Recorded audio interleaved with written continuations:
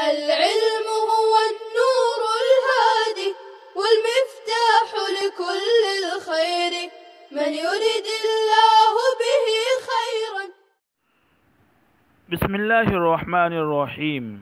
آج ہم 26ویں تمرین پڑھنے جا رہے ہیں. یہ تمرین بھی مضاف مضاف الیہ کے تحت ہے. اس سے پہلے والی تمرین میں اس میں ضمیر کو مضاف الیہ بنایا گیا تھا. وہ تمرین عربی سے اردو کی تھی.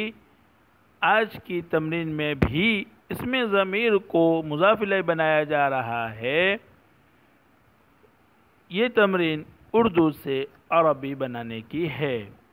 سب سے پہلے ہم الفاظ و معانی دیکھیں گے. پہلا جملہ ہے میرے باغ کا منظر. باغ کے لیے حدیقۃ جمع حدائق اور منظر کے لیے منظر جمع مناظر. تیرے گھر کی دیوار. دوسرا جملہ ہے دیوار کے لیے جدار جمع جدران. تیسرا جملہ ہے اس کے لڑکے کا گیند. گیند کے لیے الکرۃ جمع کرات منع گیند. چوتھا جملہ ہے تم مردوں کی تیر اندازی. تیر اندازی کے لیے رمیون کا لفظ آتا ہے. یہ مصدر ہے باب ضربہ سے رما یرمی رمین معنی پھینکنا. پانچواں جملہ ہے ان دو مردوں کی بہادری کا چرچا. چرچا کے لیے شہرت یا السمعۃ یا الصیت تین لفظ آتے ہیں. الصیت الشہرت یا السمعۃ. چھٹا جملہ ہے ہمارے ملک کی آب و ہوا. ملک کے لیے بلاد کا لفظ ہے جو بلد کی جمع ہے اور آب و ہوا کے لیے المناخ جمع مناخات آتا ہے. ساتواں جملہ ہے تمہارے ملک کے سیاح. سیاح کے لیے سیاح جمع سیاحون. یہ دوسرا لفظ ہے سائح جمع سائحون. آٹھواں جملہ ہے اس کے پازیب کی قیمت. پازیب کے لیے الخلخل جمع خلاخل. دوسرا لفظ ہے الخلخال جمع خلاخیل. اور تیسرا لفظ آتا ہے الحجل اور الحجل جمع احجال اور دوسری جمع حجول. نواں جملہ ہے تیرے کان کی بالی. بالی کے لیے قرطن کا لفظ آتا ہے جمع اقراط اور کان کے لیے اذن جمع آذان. دسواں جملہ ہے تمہارے شوہروں کی شہادت. شوہر کے لیے زوجن جمع ازواج اور دوسرا لفظ آتا ہے البعل جمع بعولت اور دوسری جمع بعال. شہادت کے لیے شہادت جمع شہادات آتی ہے.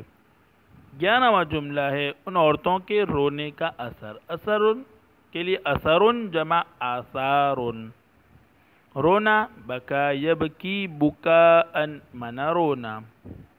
12واں جملہ ہے ان دو عورتوں کے بچوں کی تعلیم. بچوں کے لیے طفل جمع اطفال اور تعلیم کے لیے تعلیم کا لفظ آتا ہے. 13واں جملہ ہے ان لوگوں کے علم کی شہرت. شہرت کے لیے الصیت یا شہرت السمعۃ کا لفظ جیسے اوپر گزرا. 14واں جملہ ہے ہمارا اسلاف کے کارنامے. اسلاف کے لیے السلف جمع اسلاف آتی ہے اور کارناموں کے لیے مفخرۃ جمع مفاخر.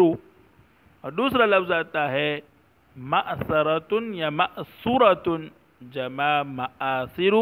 یہ تھے الفاظ و معانی. اب ہم تمرین کو دیکھ رہے ہیں, ترجمہ دیکھ رہے ہیں. پہلا جملہ ہے میرے باغ کا منظر. میرا ہے یعنی وہاں ضمیر لگانی ہے واحد متکلم کی تو ہم بولیں گے منظر حدیقتی. منظر حدیقتی. دوسرا جملہ ہے تیرے گھر کی دیوار. جدار بیتک. تیرا ہے تو اس میں واحد مخاطب کی ضمیر لگانی پڑے گی. تیرے گھر کی دیوار، جدارو بیتی کا۔ تیسرا جملہ ہے اس کے لڑکے کا گین، قرۃ ولدہ، اس کا ہے یعنی واحد مذکر غائب کی ضمیر ہمیں لگانی پڑے گی تو ہو جائے گا قرۃ ولدہ۔ چوتھا جملہ ہے تم مردوں کی تیر اندازی، یہاں مردوں کا لفظ ہے وہ صرف ضمیر کو بتلانے کے لیے ہے، تو اس کا ترجمہ ہمیں رجال سے کچھ کرنا نہیں ہے، بلکہ مردوں کے لیے جو ضمیر آتی ہے وہ ضمیر لگانا ہے۔ تو ہم بولیں گے رمیکم، تم مردوں کی تیر اندازی، رمیکم۔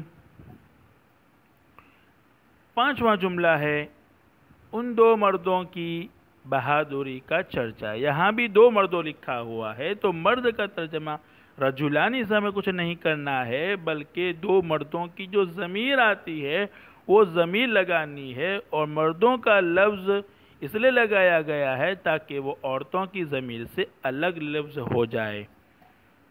تو ہم بولیں گے شہرت شجاعتہما، بہادری کے لیے شجاعتو کا لفظ آتا ہے جو باب کرومہ کا مصدر ہے، معنی بہادر ہونا۔ ہم بولیں گے شہرت شجاعتہما، یصیت شجاعتہما۔ چھٹا جملہ ہے ہمارے ملک کی آب و ہوا، مناخ بلادنا، مناخ بلادنا۔ ساتواں جملہ ہے تمہارے ملک کے سیاح،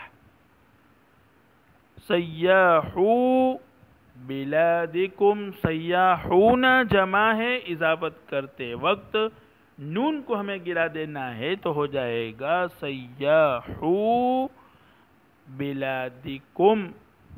تمہارے ہے تو ضمیر ہمیں جمع کی لگانی ہے، اور جمع مذکر مخاطب کی ضمیر ہمیں لگانا ہے۔ آٹھواں جملہ ہے اس کے پازیب کی قیمت، چونکہ پازیب عورت ہی پہنتی ہے اس لیے یہاں اس کے سے مراد اس ایک عورت کی ہے، تو ہمیں ضمیر واحد مؤنث غائب کی لگانی ہوگی۔ ہم بولیں گے ثمن خلخالها یا ثمن حجلها۔ نواں جملہ ہے تیرے کان کی بالی، چونکہ بالی بھی عورتیں ہی پہنتی ہے تو اب تیرے سے مراد واحد مؤنث مخاطب کی ضمیر ہوگی۔ ہم بولیں گے قرۃ اذنکی، قرۃ اذنکی۔ دسواں جملہ ہے تمہارے شوہروں کی شہادت، اب تمہارے شوہر ہیں تو متعین ہے کہ تمہارے سے مراد تم سب عورتیں ہیں۔ اب بولیں گے شہادت ازواجکن، شہادت ازواجکن۔ 11واں جملہ ہے ان عورتوں کے رونے کا اثر، یہاں بھی عورتوں کا لفظ صرف ضمیر بتلانے کے لیے ہے، ورنہ یہاں عورتوں کے لیے کہ نساء ان کا لفظ نہیں لانا ہے، تو ہم بولیں گے اثر بکائہن، اثر بکائہن۔ 12واں جملہ ہے ان دو عورتوں کی بچوں کی تعلیم، تعلیم اطفالہما، ان دو عورتیں ہیں تو ضمیر تثنیہ مؤنث غائب کی لگانی ہوگی اور بولیں گے تعلیم اطفالہما۔ 13واں جملہ ہے ان لوگوں کے علم کی شہرت، صیت علمہم، ان لوگوں سے مراد مذکر ہے جمع ہے اور غائب ہے، تو جمع مذکر غائب کی ضمیر ہم لگائیں گے اور بولیں گے صیت علمہم۔ اور 14واں جملہ ہے ہمارے اسلاف کے کارنامے، مآثر اسلافنا یا مفاخر اسلافنا۔ السلام علیکم ورحمۃ اللہ وبرکاتہ۔ السلام عليكم، لا تنسوا الاعجاب بالفيديو والاشتراك في القناة تشجيعا لنا لنستمر بنشر المزيد إن شاء الله.